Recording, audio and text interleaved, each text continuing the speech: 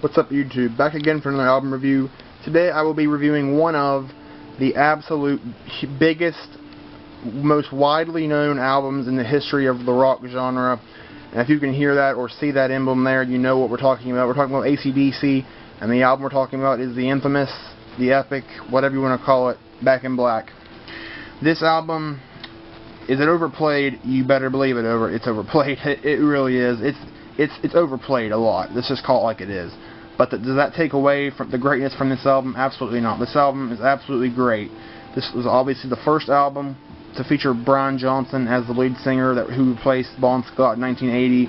Back in Black has AC/DC's most iconic songs on it, some of them, and this is I believe it's the second highest selling album of all time.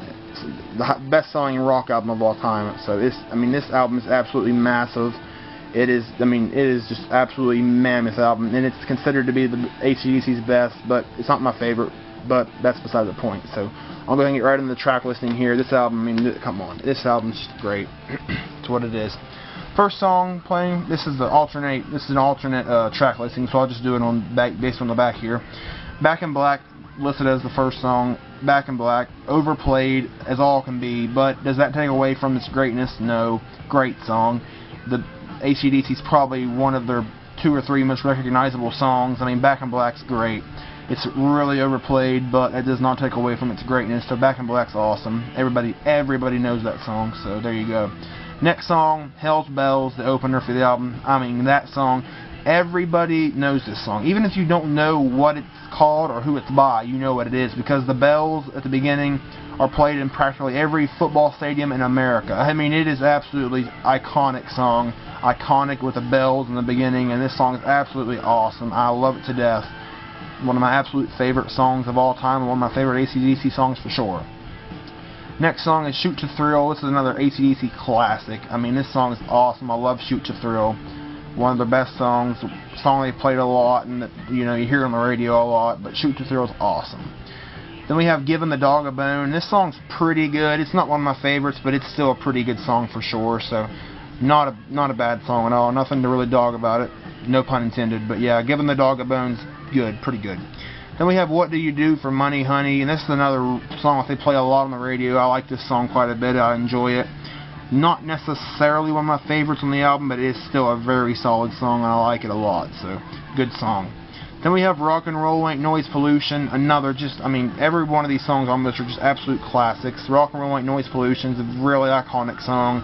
I love the intro. I love the guitar riff.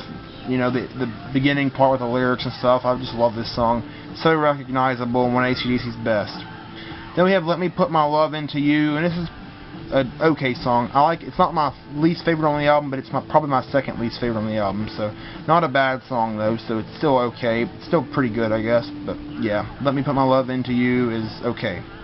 Next song is You Shook Me All Night Long. Again, everybody knows this song. This is overplayed as all can be as well with Back in Black, the song, but it's still a great song. One of AC/DC's absolute classics. Probably one of their top 5 biggest songs. Everybody knows this song. It's been played on radio stations for 30 years plus, over and over and over. So great song. Overplayed, but still great.